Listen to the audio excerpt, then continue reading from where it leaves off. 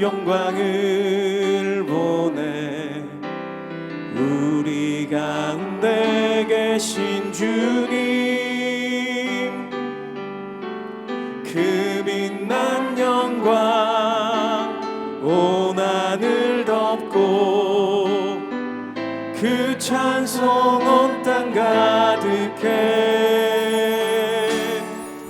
내 눈 주의 영광을 보내 찬송 가운데 서신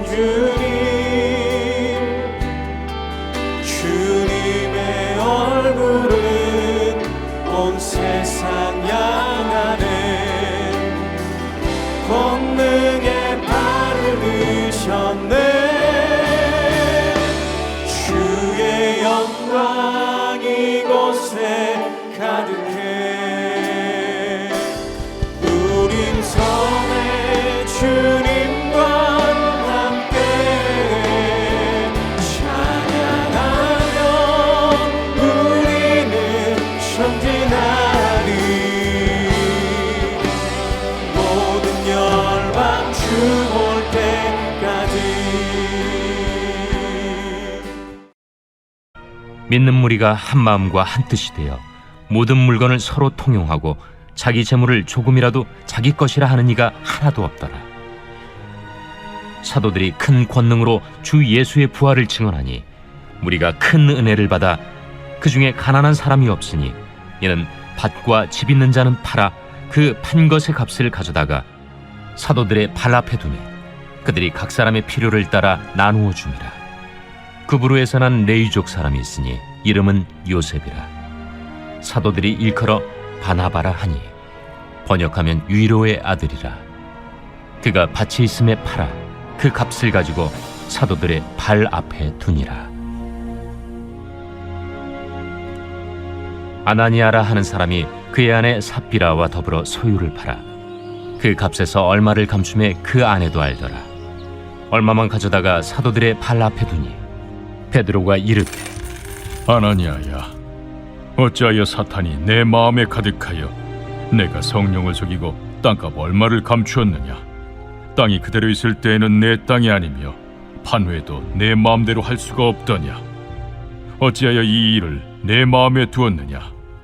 사람에게 거짓말한 것이 아니요 하나님께로다. 아나니아가 이 말을 듣고 엎드려져 혼이 떠나니 이 일을 듣는 사람이 다 크게 두려워하더라. 젊은 사람들이 일어나 시신을 싸서 메고 나가 장사하니라. 3시간쯤 지나 그의 아내가 그 일어난 일을 알지 못하고 들어오니 베드로가 이르되, 그 땅 판 값이 이것뿐이냐? 내게 말하라. 예, 이것뿐이라. 너희가 어찌 함께 꾀하여 주의 영을 시험하려 하느냐? 보라, 네 남편을 장사하고 오는 사람들의 발이 문 앞에 이르렀으니 또 너를 메어 내가리라. 곧 그가 베드로의 발 앞에 엎드려져 혼이 떠나는지라. 젊은 사람들이 들어와 죽은 것을 보고 메어다가 그의 남편 곁에 장사하니 온 교회와 이 일을 듣는 사람들이 다 크게 두려워하니라. 오늘도 말씀 앞에 나오신 모든 성도님들을 사랑하고 축복합니다. 예수님 당시에는 교회가 있었나요? 없었나요? 네, 교회는 없었습니다. 오늘 우리가 경험하는 것 같은 조직과 건물을 가진 교회는 예수님이 살아계실 때는 없었습니다. 그렇다면 교회는 언제 시작되었을까요? 우리는 사도행전을 통해서 교회 탄생의 역사를 알 수 있습니다. 교회는 복음으로 잉태되고 성령으로 탄생되었다고 오누리교회 고 하영조 목사님이 정의하셨다고 합니다. 예수 그리스도의 복음 안에서 교회는 이미 태동되었지만 성령 강림 사건을 통해서 지상에 교회가 세워진 것이죠. 예루살렘에서 사도 베드로가 설교하자 3,000명이 회심하고 죽게 돌아오는 일들이 일어났고 교회가 세워졌는데 초대교회를 예루살렘 교회라고 불렀습니다. 예루살렘 교회는 건물로서의 교회가 아니라 예수 그리스도의 부활을 강력하게 믿는 자들이 모이는 공동체로서의 교회를 의미합니다. 처음 세워진 교회의 특징은 32절에서 35절에 나와 있듯이 한마음 한뜻으로 가진 것을 서로 나누는 사랑과 섬김의 공동체였습니다. 유무상통한 공동체의 모습을 보여줍니다. 이 내용은 2장에도 이미 기록되어 있습니다. 44절과 45절입니다. 믿는 사람들이 다 함께 있어 모든 물건을 서로 통용하고 또 재산과 소유를 팔아 각 사람의 필요를 따라 나눠주며, 두 번이나 같은 내용을 기록하고 있는 것을 보면 서로 유무상통하며 사랑과 섬김의 공동체를 세운 것이 예루살렘 교회의 가장 큰 특징임을 알 수 있습니다. 하지만 이것은 유대인에게 생경한 일은 아닙니다. 왜냐하면 율법을 주신 하나님은 이스라엘 공동체가 사랑과 정의로 세워지기를 바라셨고, 유수한 역사 속에서 고아와 과부의 삶을 돌보시는 아버지 하나님으로 드러내셨기 때문입니다. 단지 인간의 이기심과 욕심 때문에 온전히 실현되지 않았을 뿐인 것이죠. 하나님은 역사 속에서 이스라엘 공동체가 사랑과 정의를 드러내기를 바라셨습니다. 아모스 5장 12절에 너희의 허물이 많고 죄악이 무거움을 내가 아노라.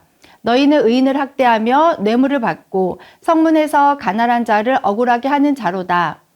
아모스 선지자의 외침을 통해 알 수 있는 것은 하나님의 백성도 부를 갖게 되면서 더 부하게 되려고 하는 욕심이 앞서서 가난한 자들 것을 속여 빼앗고 압제해서 더 가난해지게 하고 부유한 자는 더 부유한 삶을 살았다는 것을 우리는 알 수 있습니다.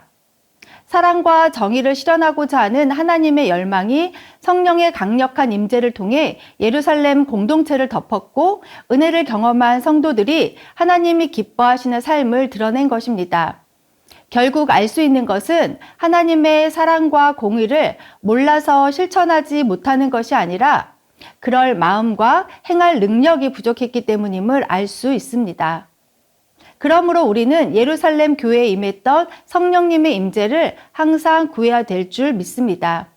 이 새벽에 성령 충만한 은혜를 사모하며 기도하는 시간이 되시기를 바랍니다. 그런데 여기에 그것과 관련해서 하나의 중요한 사건을 기록하고 있습니다. 36절, 37절입니다. 구브로에서 난 레위족 사람이 있으니 이름은 요셉이라. 사도들이 일컬어 바나바라. 번역하면 위로의 아들이라 하니 그가 밭이 있음에 팔아 그 값을 가지고 사도들의 발 앞에 두니라. 구브로란 오늘날의 키프로스 섬을 말하는데 지중해에서 세 번째로 큰 섬으로 구리 산지로 유명해서 지명도 구브로라고 붙여진 것입니다. 레위 지파 가문의 위로의 아들이라는 별명을 가진 요셉이라는 인물이 등장합니다. 섬 출신의 바나바가 고향을 떠나 팔레스타인에 정착해서 살았던 것 같습니다. 별명에서 알 수 있듯이 바나바는 하나님의 심장을 가진 사람입니다. 가난한 사람, 어려움을 겪는 사람에게 위로가 되는 삶을 살았습니다. 그에게는 밭이 있었는데 사도들의 강력한 복음 메시지를 듣고 은혜를 받아 자신의 밭을 팔고 그 값을 사도들에게 가지고 와서 헌금을 했습니다. 예수님이 약속하신 성령님이 임하시고 성령의 임재를 경험한 성도들의 삶 속에서 사랑과 나눔과 섬김의 열매가 열리게 된 것을 보여줍니다. 우리도 이 정도는 아니지만 강력한 은혜 체험을 했을 때, 예를 들면 청소년 때 수련회를 통해서 은혜를 경험하고 집으로 돌아가면 그때 많은 청소년들이 방 안에 붙여놓은 락과수나 연예인 얼굴이 대문짝만하게 나와 있는 포스터를 떼고, 그리고 좋아하는 가수의 테이프나 CD를 버리기도 했습니다. 간혹 남학생의 경우는 부모님 몰래 피우던 담배를 버리기도 했죠. 성령님의 임재를 경험하면 심령의 변화를 받기 때문에 겉으로도 그 열매가 보여질 수밖에 없습니다. 바나바의 헌금은 이런 성령의 임재의 열매인 것입니다. 그런데 사실 우리는 성경에 기록되어 있기 때문에 이 내용을 아무 거부감 없이 더 나아가 은혜롭게 받아들이지만 이런 비슷한 사건을 뉴스에서 접하게 될 때가 있습니다. 언제인가 하면 이단들이 사회적 무리를 일으키는 대부분의 내용은 오늘 본문과 비슷한 내용입니다. 2018년 은혜로 교회 신옥주 목사가 영생을 얻기 위해서 하나님이 약속해 놓은 땅 낙토로 가야 한다면서 신도들을 2014년부터 피지로 이주시키고 농장을 가꾸며 신도들을 학대하는 내용을 그것이 알고 싶다에서 다루었을 때 상당한 충격을 받았습니다. 은혜로 교회가 피주로 이주할 때 신도들은 자신들의 모든 재산을 팔아 교주 신옥주 목사에게 바쳤고 피지에 가서는 집단 생활을 하며 농장에서 노동을 하고 임금도 받지 못했습니다. 표면적으로 보면 그들도 가난한 자 없이 유무상통하며 그렇게 산 것처럼 보입니다. 그러나 이는 분명한 불법이고 노동력 착취이며 학대입니다. 왜 우리는 성경의 내용은 은혜로, 이단은 다른 시선으로 보게 될까요? 사도행전에서 보여주는 예루살렘 교회 성도들은 예수님의 공생애를 직접 보고 경험했던 다수의 사람들과 예수님과 3년 동안 동고동락했던 사도들의 직접적인 설교를 듣고 회심한 사람들입니다. 사도들은 예수님께 들었던 복음의 내용과 그들이 직접 눈으로 보고 겪었던 예수님의 죽으심과 부활하심, 그리고 승천과 재림의 모든 내용을 선포했고 가르쳤습니다. 그때와 지금이 다른 이유는 여러 가지가 있지만 가장 중요하게 보아야 할 것이 예수님이 승천하실 때 천사들이 한 말 때문입니다. 사도행전 1장에 예수님이 승천하시는 장면을 보면 하나님이 승천하시자 제자들은 구름에 가리워 예수님이 보이지 않게 될 때까지 눈을 떼지 않고 보고 있었습니다. 예수님이 승천하시자 천사가 그들에게 왜 너희는 하늘을 쳐다보고 있느냐? 너희 가운데서 하늘로 올려주신 이 예수는 하늘로 가심을 본 그대로 오실 것을 말씀하셨습니다. 그래서 당시 사람들은 자신들의 세대 안에 예수님이 재림할 것이라고 생각했습니다. 이제 예수님이 재림하시면 세상이 심판을 받고 구원받은 자들은 하나님의 나라에 영원히 들어가는 것이죠. 로마 제국의 식민 지배를 받고 있는 상황으로 유대교에서 떨어져 나온 신흥 종교로 기득권자는 많지 않았습니다. 세상에 미련이나 소망을 두고 살 이유가 별로 없었겠죠. 성령의 강력한 임재 체험을 한 초대 교인들은 세상에 소망을 두지 않고 하나님의 나라만을 바라보게 되면서 율법의 완성으로 오신 예수 그리스도를 믿음으로 새로운 신앙 공동체인 예루살렘 교회를 세우게 된 것입니다. 초대교회 성도들은 예수님의 재림을 기다리면서 기꺼이 자신들의 재산을 팔아 가난한 자들에게 나눠주고 함께 신앙 공동체를 형성하며 살 수 있었던 것입니다. 그러나 초대교인들이 생각했던 예수님의 재림은 자신들의 세대에 이루어지지 않았고 2030년이나 더 지나도록 예수님은 아직 재림하지 않고 있습니다. 예수님의 제자들이 기록한 복음서가 AD 50년 이후에나 뒤늦게 기록된 이유이기도 합니다.